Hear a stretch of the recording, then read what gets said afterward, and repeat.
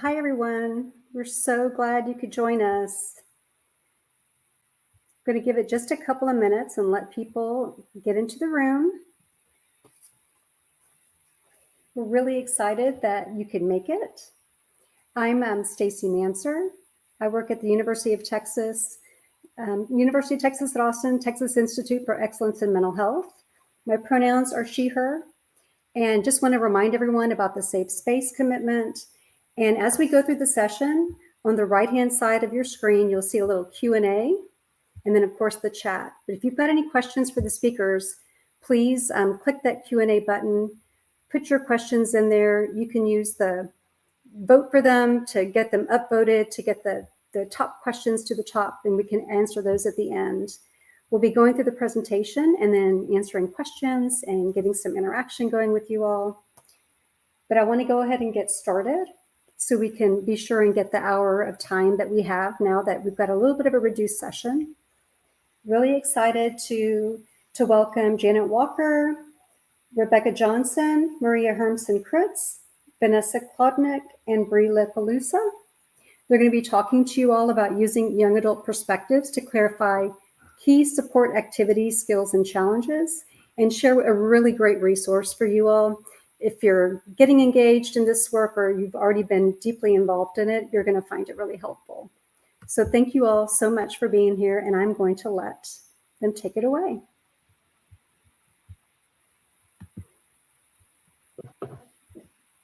Okay, so hi everyone, this is Janet Walker. Theoretically, my video is going now, although I don't see myself on the screen. So I just wanted to do a shout out to our funder, which is NIDLR, the National Institute on Disability, Independent Living and Rehabilitation Research, which is a federal organization that's part of the U.S. Department of Health and Human Services.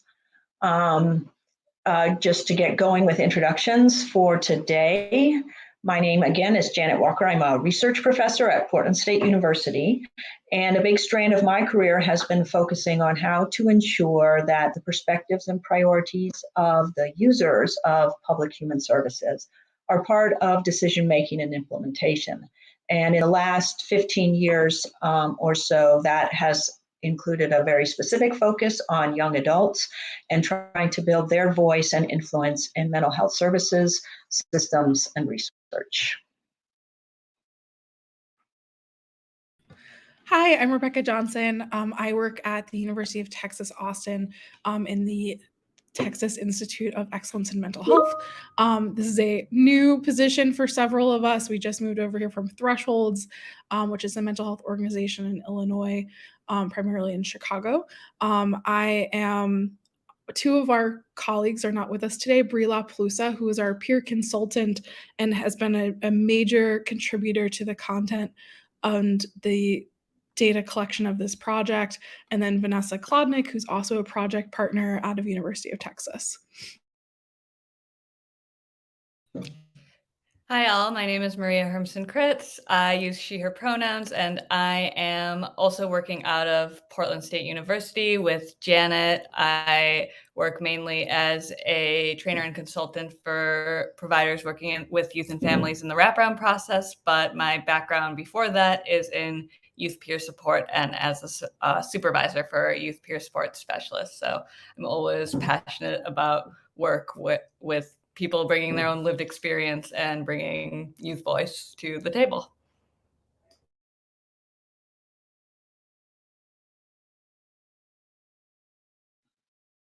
Oh, well, now I can suddenly see myself. Okay, so just a quick overview of what we're going to do today. Our presentation today is focused on one-on-one, open-ended peer support that is provided to and by young people with lived experience of serious mental health conditions. And what specifically we'll be talking about today is our work that we've done on clarifying two main things. So first, we've been working on clarifying a theory of change that describes what exactly are the activities of this kind of peer support, what are the expected outcomes of that for peer support users or participants? What are the benefits that are expected to happen for them as a result? And why do we expect these outcomes to occur? And then second, our work is focused on defining what are the skills that peer support specialists need to carry out the activities so that they will result in the desired outcomes. So let's see. So we'll talk a little bit about the methods we use to engage young people in defining the theory of change and the skills. Then we'll describe the skills a little bit and give some details in particular on one key skill area. And then we'll also discuss a little bit about the implications for what we understand and mean when we say peerness, or what it means to be a peer. So next slide, I guess. Again, I'm not seeing the slides either. I have some kind of problem going with my stuff here. So basically all of this, our work, has taken place against a backdrop of a really, really rapid expansion in the number of peer support specialists working in young adult mental health, and also a growing research base that describes their experiences. And it's absolutely indisputable that peer support for young adults in particular is often just not that well implemented, and that there's a lot of confusion, and that's including confusion among managers and people who are in charge of supervising peer support specialists. The confusion about what the role is, what skilled practice looks like, and what are the expectations in terms of outcomes. And this can lead to extremely stressful working conditions for peer support specialists. This has been reported in a number of research studies. And it's obviously not beneficial for their own personal wellness or recovery. And it's not that great for organizations either, because it leads not only to stressed out workers, but also to higher rates of turnover typically. So next slide. I'm just guessing we have the next slide here. Sorry, it's very weird. So anyway, I'm going to talk a little bit about the methods and then switch it over to our other team members to talk about kind of what we specifically found out. Our methods were, I think, kind of interesting. So our work on this role definition of skills came out of what I have come to see as a very fortunate kind of synergy between two projects that I work on. One is the project that we described here with our funder, NIDLR, and the other was Oregon's Healthy Transitions Grant, which is focused on improving outcomes statewide for young people, youth and young adults, older youth and young adults with serious mental health conditions. This current project was focused more specifically on developing trainings for programs and for peer support specialists in early psychosis programs. So we have the kind of Healthy Transitions non-diagnosis specific program, and then the early psychosis specific ARC. Both of the Healthy Transitions project is guided by an advisory group of young adults, and both of these projects have young adults with lived experience as regular staff members. So we decided to investigate our topics of interest in the form of repeated discussions with small groups of 3 to 4 young people at a time, and with young people who had experience working as peer support specialists. And then we wanted to engage these same young people in several what we call kind of rounds of discussions over time. And in between each of these rounds of discussion, both of the study teams were meeting, and I was acting kind of as a bridge between the two study teams. And we were working on a formal process of data analysis that I'll describe in a bit later. And then we'd go back to our young people in another round of discussion to talk about what we were finding and to ask more questions and get their perspectives on what our interpretation of the data. And really, this is not a research method that I had particularly used or even heard of previously, the actual engagement of young people over time. But I think that we were all in the project very pleased that the discussions yielded just absolutely fantastic information. And the findings were really, I think, enriched by being able to go back repeatedly to our young people to kind of do member checking for those of you who are familiar with qualitative research. It was kind of an ongoing process of member checking. And also just because we every round of analysis yielded further questions. And I feel that this is a process that really empowered their perspectives in our findings, and also something that our participants seem to enjoy quite a bit. So actually in the discussions, what we started out with just the very most basic questions of what from your perspective, what do peer support specialists do? And what does it look like when they're doing it well? And then most of the rest of the time that we spent, and we had 3 rounds of discussion groups with our peer support specialists over time. So it was just digging into and unpacking the things that came out. So for example, very early on, peer support, what do? They make people feel seen, heard, and understood. So we would come back to them. So what does that mean exactly? What does it mean? What does it feel like to be seen? What's the experience of being seen, heard, and understood? And what does a peer support do to encourage young people to feel that way? Or how does their activity help make people feel that way? And then similarly, later on, we did a lot of unpacking of themes of hope and empowerment, and thinking about what does hope look like in this context? How would you describe it? What does it feel like? Or empowerment, same thing. And then, of course, how do peer support specialists, what do they do? What are the things that they do to help build that? And after we finished our group with peer support specialists, we ran one round of groups with young people who had used peer support recipients to kind of do further checking on our findings. So with our data, as I mentioned, we had these rounds of analysis in between our data collection. So we used a qualitative method that is called reflexive thematic analysis. And it's a structured process for creating, defining, and grouping major themes in qualitative data through an iterative process over time. And we developed, as I mentioned, this formal theory of change, and also preliminary descriptions of what turned out to be 6 key skill areas for the role. And possibly more important was also these key challenges in each skill area. And we've actually produced a journal article on the discussion groups and the theory of change, and that should be available online first very soon. And if you want to read it, I recommend the best way to hear about when it gets published is to get on the email list for the Pathways Research and Training Center. And the URL for the homepage for Pathways is down at the bottom of the slide there. And there is a button to join our newsletter or something like that right from the homepage. So you can sign up there, and you will get information. You'll be able to read the article when it's available. We then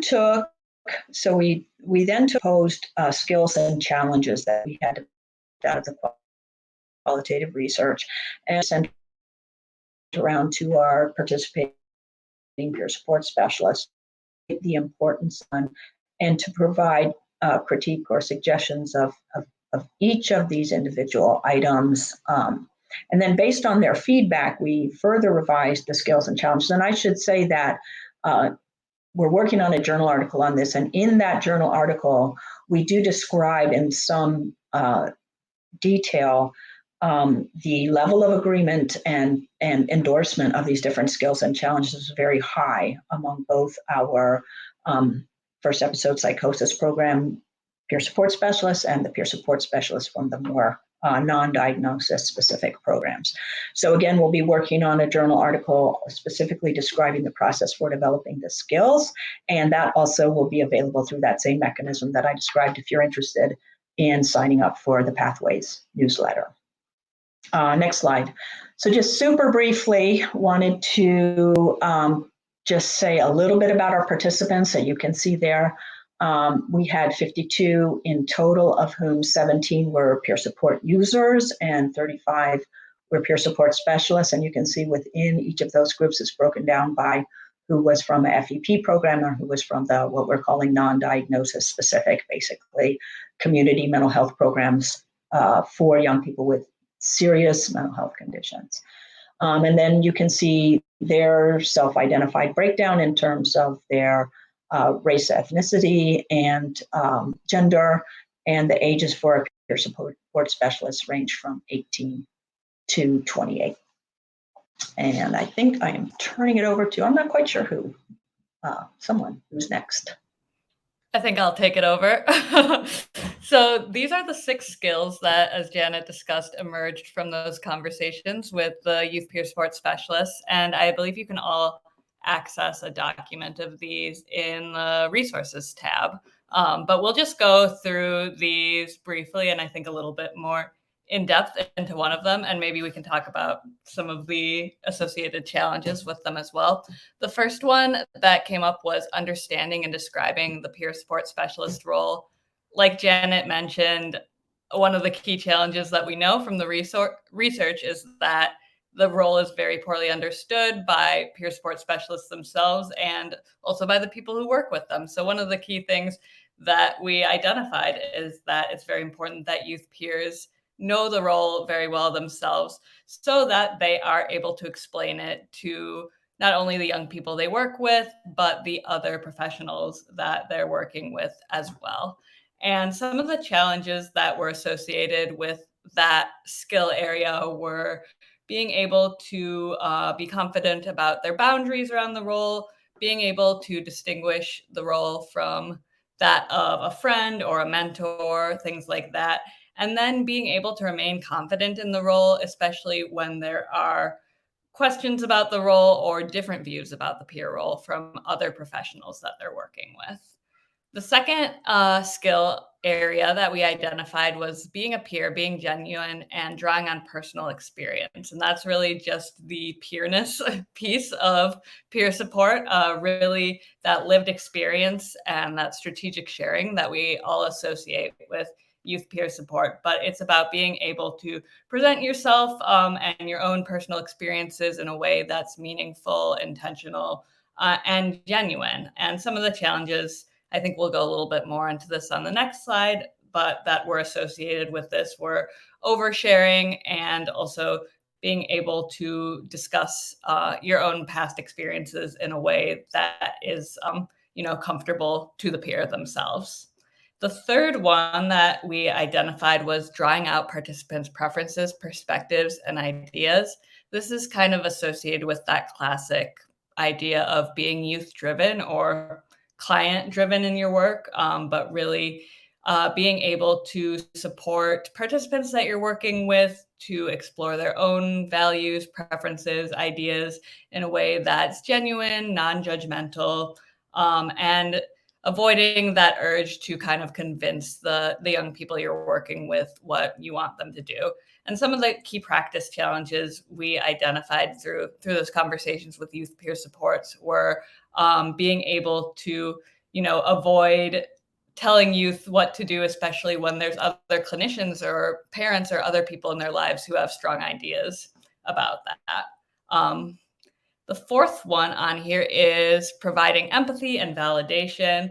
And that's really about empathizing, validating the young person or participant's emotional tone and expression, be that negative, positive, or mixed across your interactions and communication. And that's, again, about staying with the young person's perspective and really validating when things are important or meaningful to them and creating opportunities for them to share. Some of the challenges we identified with that were managing when feeling overwhelmed or unable to respond to some of that content or unable to relate to some of the content that young people are sharing, or recognizing topics that might be too activating or unhelpful to explore with participants.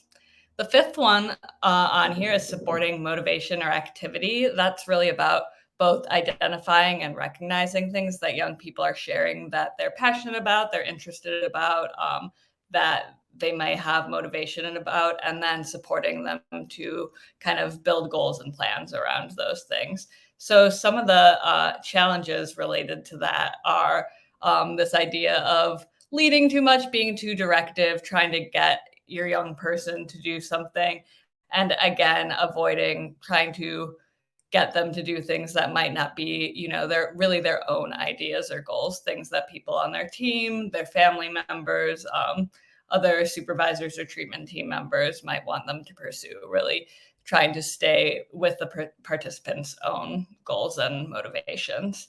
And then the final skill area here is supporting personal agency and empowerment.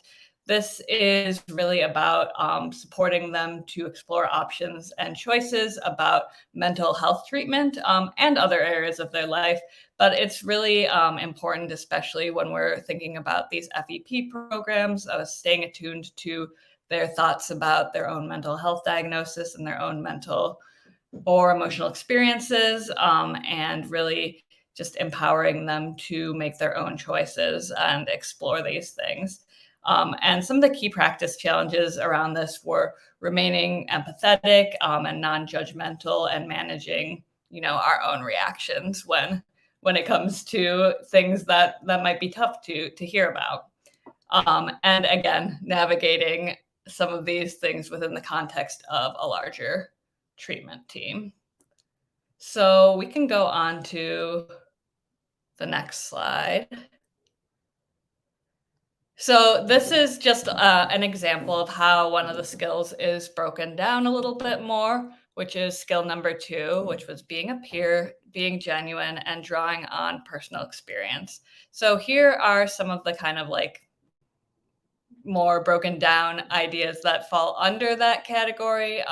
So some of the things associated with the skill are that the peer support specialist would present themselves and talk about personal experiences with intention in a way that is genuine and helpful to participants, and is open and genuine about personal experiences or identities that help them understand participants' perspectives. So again, it's just kind of like that strategic sharing piece and that using of the lived experience in a way that is going to be effective. And of course, there are challenges associated with that. So one of the challenges, and this came up a lot in the interviews that we did and the focus groups we did with the youth peer support specialists, is being able to relate to participants when you don't feel like you can, when there's not necessarily that same exact lived experience, and also being able to talk with participants about things that the youth peer might still be experiencing as challenges in an ongoing way,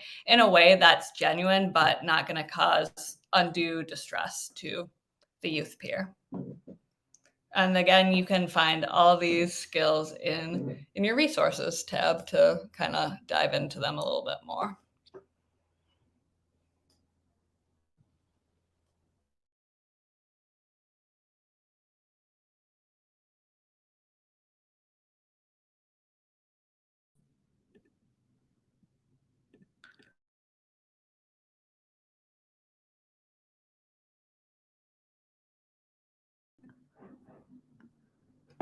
Okay, so some of the implications of our process and our project are around understanding and defining peerness through the use of these skills, specifically around like understanding the dimensions of identity and the impact and how that builds the perception of peerness for peers. Another area is developing the skills to navigate identified challenges that are helpful to inform training, supervision, and organizational efforts to better integrate peer support specialists into practice, especially in first episodes for psychosis programs.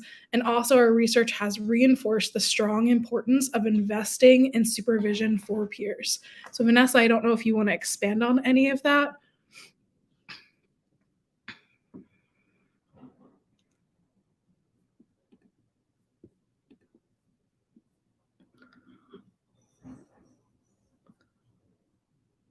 Oh, Vanessa does not have audio, so never mind. Before I move on to next steps, I just wanted to check in with Janet and Maria. Is there anything else that we want to include in our presentation today?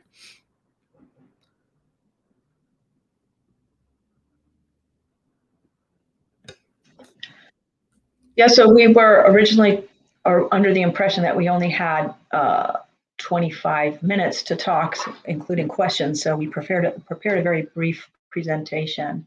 But maybe we can do some questions and see what people are interested in and go from there.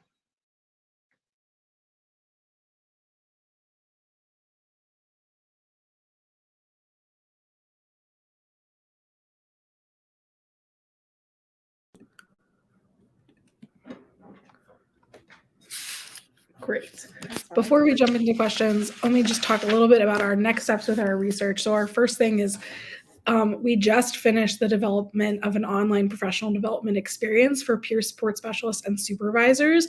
And we actually just piloted this beginning last week, which is very exciting. So we're in this process for the next 6 to 7 months of delivering the training, evaluating the training, refining the training, and trying to figure out really like what is working and what isn't in this idea of an online professional development experience for peers and supervisors.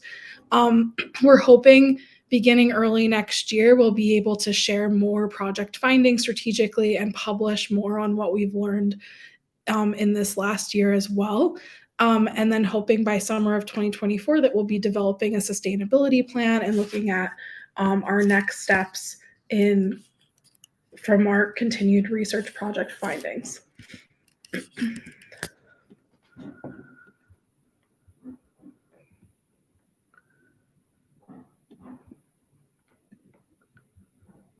Thanks, Rebecca. I was trying to help Vanessa figure out her audio. Not doing a great job at that.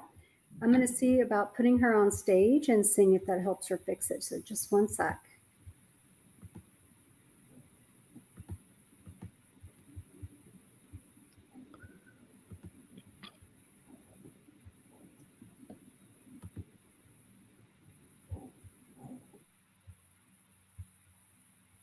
That's not working.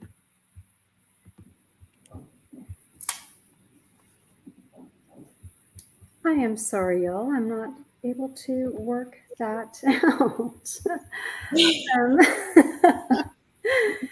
I do a question that I will ask or share is when you were looking at the skills and the challenges that the youth peers were working through, how do you feel like they were able to manage the organizations and the others so they could actually use those skills more effectively?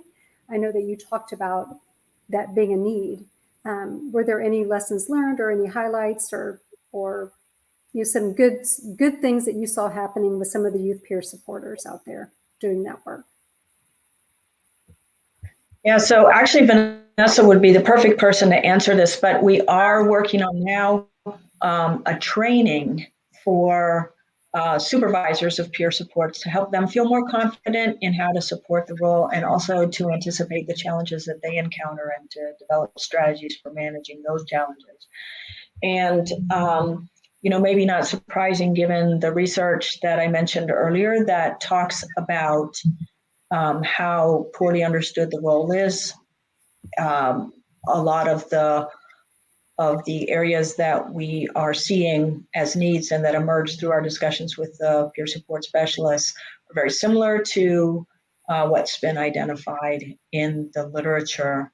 Yeah. But generally, things that are seen as needs, again, is sort of some clarification or some, confidence in the role from the supervisors as well regarding, what is it that is most important about this role, and how to support the uniqueness of the role rather than maybe a lot of times there's sort of, frankly, somewhat random training that happens for peer support specialists. They get all the clinical trainings and all that stuff. So how to kind of define the role and where it's different from what other therapeutic roles might be, and also what the training needs to look like around that.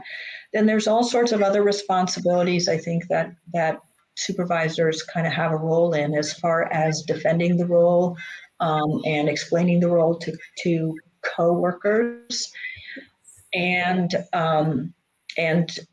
also then kind of advocating for working conditions. So remember that these are young people who are in their own recoveries and who need accommodations and supports, and making sure that those kind of things happen. I guess I just leave it open to our other team members to offer their perspectives on this question.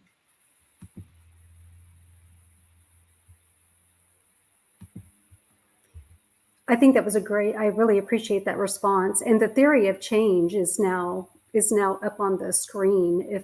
If anyone wants to talk about that or speak to that you all you all have come up with after that for one-on-one peer support for young adults?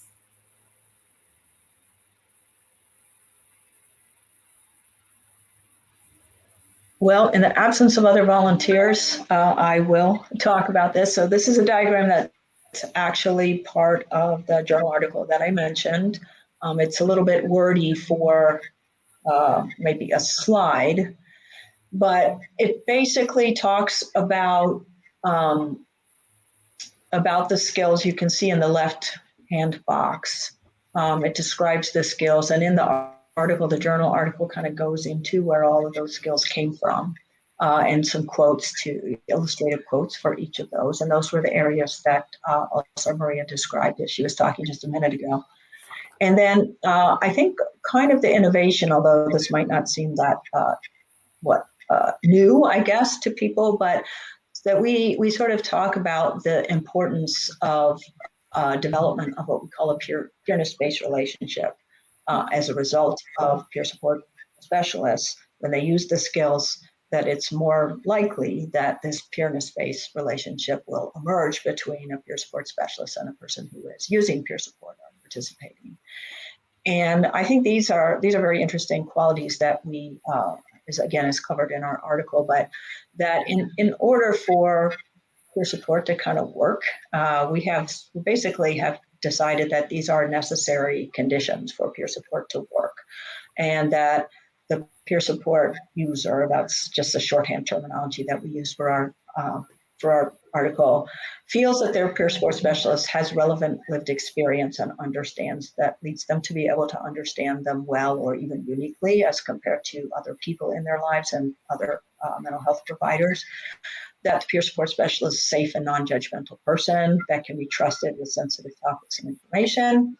That the peer support specialist is a credible source of information and ideas, including options for coping and wellness and for integrating treatment and life, and being a credible example of someone who is making a life while also managing challenges. And that's kind of in contrast or an elaboration of what people say when they say being a role model, which is a very fraught phrase actually for many people involved in peer support. And then we have a list of outcomes on the right-hand side. And again, we have these, as I mentioned, talking about hope. Hope is a very big construct with many different possible nuanced meanings. So in the journal article that we talk about, how hope, what does hope mean in that context? And in fact, we are also working on building outcome measures based on these constructs as defined by our research participants. So that's yet another article that we'll be working on later. So I don't know if that's helpful to folks, but that is a little bit more detail on what we've been doing. I'm really looking forward to that article. That's fantastic. We've done some work with adults, so would be very different, but there are some similarities that I'm noticing. And I'm curious if you all found the supervisors, when you were talking about supervisors, we also find that to be the critical piece. And really, when we are working with the peer specialists, they might like their supervisor, but the supervisor doesn't always understand the role and doesn't necessarily know how to advocate for them unless they are a peer themselves. Did you find any differences with the supervisors if they were peers or not peers? I would say it's very rare for young adults, and I'm not sure that we had anybody in our research pool who was supervised by an actual peer. Although, again, I invite other folks to comment on that too. I think that that's very true, and I think that in addition to, how to supervise a role that you've never been in, there are issues that come up in peer support that come up across the board in mental health services work, but that are even more intensified, I think, in peer work, where there's this idea, and in fact, a need for peer supports to be able to enter into a relationship that allows the peer support user to feel this unique level of understanding. And it's not a given just because I went to the same program as you that you will feel that I'm relatable in that way.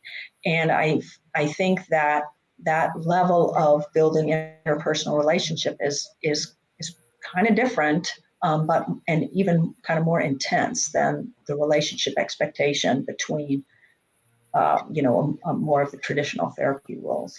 So I think in some cases the issues are sort of similar, like how do you raise and talk about, I think this is one of the most important ones, that the ways that you are different from another person and what happens when those issues come up.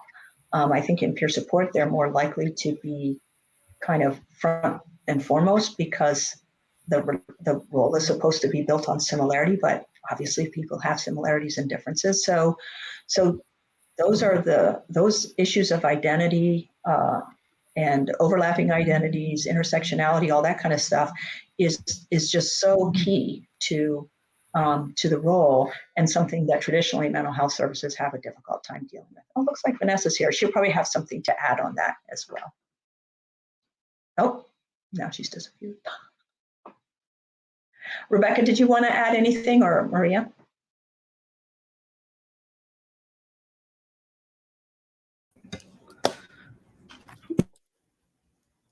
Hi, everyone. Sorry for the tech drama. Thank you, Stacy, for getting me on.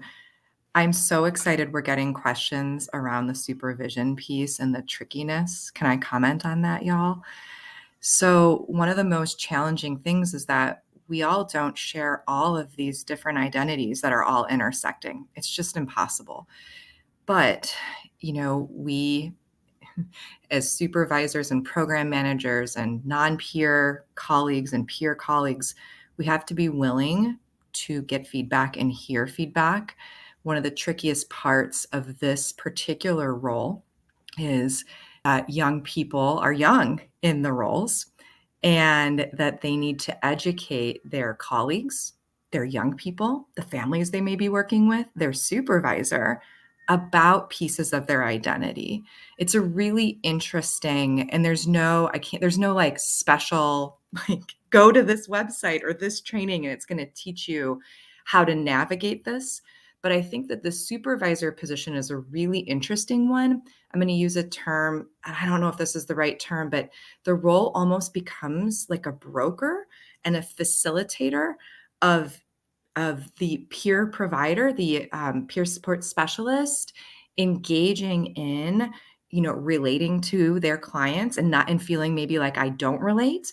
And then also amongst those non-peer colleagues, right? So this is where one of the senses of a lot of the challenges related to the skills. And I just want to tell everyone, open up that document that's in the resources. I'm calling it gold because I get asked constantly, what do youth and young adult peer support providers do? What do they do? And how can supervisors and programs help support young people in these peer roles to go do those things? Well, to do those things, you need skills. So there are skills that inform all of those activities. And then there are challenges related to those skills. And so I think it's such a helpful document for really digging and helping people to better understand the role. Peer providers, supervisors, state administrators, like this document will help you be like, oh, right. Those challenges are primarily systemic and structural challenges around, I'm going to say, not understanding all of these intersecting identities and not understanding that the crux of this, and I'm so glad we got to pull up that theory of change, it's about the relationship. At the end of the day, if the relationship isn't there, you can't get to the actions and the activities and, the strategies that everyone's like, we need more strategies for the peers. And I'm like, right, but the relationship is actually the most important piece. And that's what that article is demonstrating. And Janet, thank you for walking us through that. It was so helpful.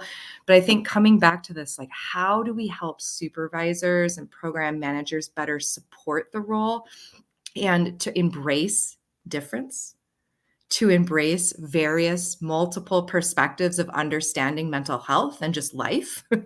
It's being curious and being open and creating brave, strong, collaborative spaces that people can challenge each other and people can say, oh, wow, I have a different experience of that, and that people can share that. And it's not wrong that we have different beliefs or different experiences. But as we know, we've had the biggest workforce shortage turnover, God bless COVID. And it's been really, really tricky because many people in these supervisor and program manager roles are very green, very new to these roles. And facilitating this work of supporting young people with lived and living experience, using themselves and building relationships and doing peer support is tricky right now, given many of the contexts that we're in lean heavily medical model. I don't want to get on a soapbox here, but I wish I could point people into, this is the training. We're developing this training, and we're hoping that we'll be able to better understand if training peer support specialists in these skills really does help them be more effective in their work and more positively impact their youth and young adult clients. Maria or Rebecca, do you want to add to any of that? And do we have more questions, Stacy? Oh, go ahead, Rebecca. One thing I want to add to the question that I feel like Vanessa did a great job addressing is also just like to always remember as a manager, as a supervisor, and as a colleague to be open-minded. Because I feel like what I've observed in my work with peers and my work supervising peers is when folks are like, I just don't get it. And it's about being open to that the opportunity to learn as well. I think it's just so important. Thank you all for that. I think that this next question, you've touched on it a little bit, but there's a little bit of a nuance to it. And thank you, Nat, for putting this in here. Are you aware of resources, trainings, metrics, anything for managers who are not peers in specific groups like LGBTQ+, to be able to navigate concerns and barriers, etc., when manager doesn't get the barriers because they don't have the lens that's needed? I think this is why organizational change is so critical in really educating, I'm going to say across the organization on all levels, about the value that young people and peer roles are bringing and the intersecting identities. The beginning of our training series that we're piloting starts with intersecting identities and embracing all of these identities, which, might I also add, are typically dynamic and evolving. And so it's really tricky, like, and one of the things is, as a supervisor or manager is, again, I'm going to sound like a broken record, but it is being open and building. I'm going to lean into, and we've had lots of debates on our team. I love the notion of strong working alliances. So simple, but so critical. If you're a program manager on this call right now, look up working alliance, learn about, how to align with your staff around having shared vision, shared tasks, and a strong, trusting bond. I mean, I know the working alliance and the therapeutic alliance is very important in evidence-based practice and enhances evidence-based practice outcomes. It is a very, very helpful tool in management. And getting your staff to really, you're all on the same page. Your staff will then bring you information. Hey, Vanessa. And I can't tell you the number of times I have felt like, oh my God, I did not know that. I am so sorry I offended you, or that I didn't address something in the moment that was really offensive. I just didn't know. And thank you for coming to me and telling me that. I mean, you have to be so brave in some of these, I'm going to say, situations that happen, because if we're going to ultimately change our work and create a very diverse workforce and embrace non-clinical alternative ways of healing and understanding mental health conditions in young people and young adults, like, we have to be open and we have to be willing to be challenged. And we can't just hold, well, I learned that in that one class and and that's how it is. That's not what this work is. And so managers out there, it's being willing to hear and learn, and also seeking to learn, being active and asking, of course, in a respectful way, more. I want to learn more. I want to be supportive. I want to be an ally. Even if I don't have that lived and living shared experience, I guarantee I can relate to a feeling attached to it. And so I think it's leaning into that. And also, I think that it's just creating a culture within your agency that there's different ways of understanding, because the young people in peer roles, they're bringing creativity in a way that often I have to fight this all the time, where I'm like, yeah, no, can't do that. No, It's never going to fly. Nope. And fight that and really ask, like, well, tell me more. Like, what do you mean by that? And what would it take to do that? And why? Like, why? And really unpacking. It's using all the same strong clinical tools that many, I'm going to say people who've gone to counseling programs and social work programs that have their big L's or little L's, they've gotten some of this, but it's interesting. We can just get in a rut. It's easier just to keep doing things, but we know that doesn't always work to engage young people. And it doesn't work necessarily when you've got young people in peer roles that are constantly bringing you good ideas and you keep saying no. Those staff will leave. I mean, that's the ultimate problem too. I don't know if I answered the question. Oh my goodness. I hope there's more. Nat did comment in the chat. Yes, systemic issues that are the barriers to support providers and supervisor program managers. Yes. So related to that, when you're talking about engaging, it's not only with the peer specialist, but with the person they're working with and their young adults. And there are system barriers such as, they would prefer to text or to chat or to, all the different ways, any creative ideas that you all might have heard of or know of that other organizations can think about employing. I don't want to jump in. I want to offer to my colleagues since I came in and got on stage.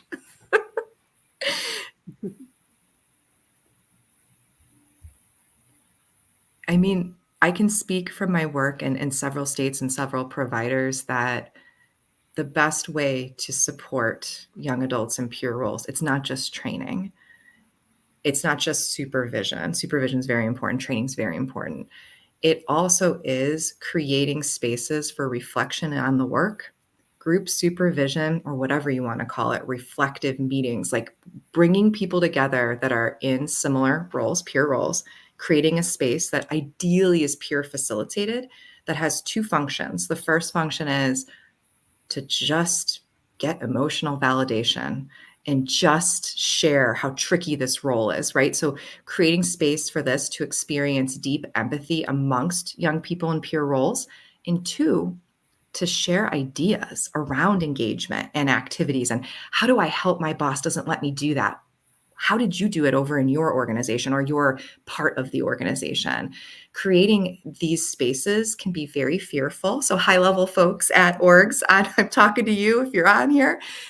Allow your staff to do this work and to gather once a month. I've seen in different places. And this can be a source of deep emotional support for hard, tricky roles, but also young people come out with different engagement strategies, different ways of communicating with non-peer colleagues.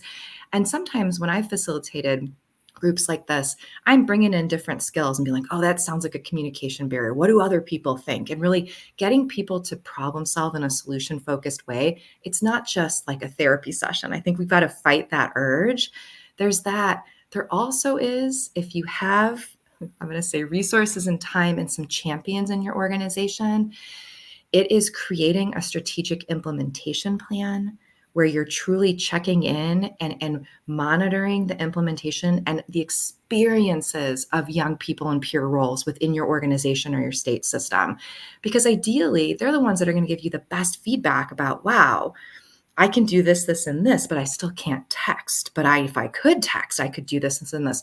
And so if you can create a systematic way of checking in, monitoring the experience, the quality of the peer support, I'm going to say like delivery and how young people in peer roles are feeling, you can do a better job. It's hard to do that in our fee-for-service productivity type of, I'll say, most of our community mental health context, but it is possible. It very much is possible. And you definitely need people. One more thing to say on this is cross departments. This can't just be one person over in one program who's like, okay, I'm going to create an implementation plan. And no, it has to be, got to get HR, or human resources, talent management, training, information technology, risk management, your clinical ops, high-level people. And if you're crossing child and adult services, because you've got that transition age population, you need both of those sets of operations at your organization at the table in all of these voices, because you don't implement these roles successfully unless there is, I'm going to say, change, evolution to policy and practice across all of your administrative and let's say like operations departments. That seems like a lot, but think about it. It's happened for many new service lines in most organizations. If you introduce something new, there has to be, okay, well, how are we really ensuring this role is integrated successfully? Yeah, we have several resources that are public, actually. Massachusetts Center for Behavioral Health Knowledge. I can put this in the chat. There's an organizational readiness tool that we created that I think could be helpful for orgs that has a lot of what I was just describing. I'll add that. Thank you all for sharing. I am not seeing any additional questions. I chatted one more time to see if others had anything else they'd like to ask you all while we have you. I do want to mention the resource that they were sharing earlier. If you click on the little resources icon, it looks like a stacked paper with a little folded edge in the column. That's there. That resource is in there, and you can download that, which is fantastic. And then earlier in the chat, Vanessa included the link where you can sign up for the newsletter, so you can hear about all the latest and greatest about the work that's going on. But if y'all don't have any other questions, we can end early. I want to encourage you to complete the little survey that's under the little icon that looks like a little check mark list on the column. And then remind you that the last keynote is coming up right after this. Really encourage you to attend that. It's going to be fantastic. So thank you all for being here today. Thank you all for sharing. It was wonderful. I can't wait to read the article and talk with you all more about this stuff.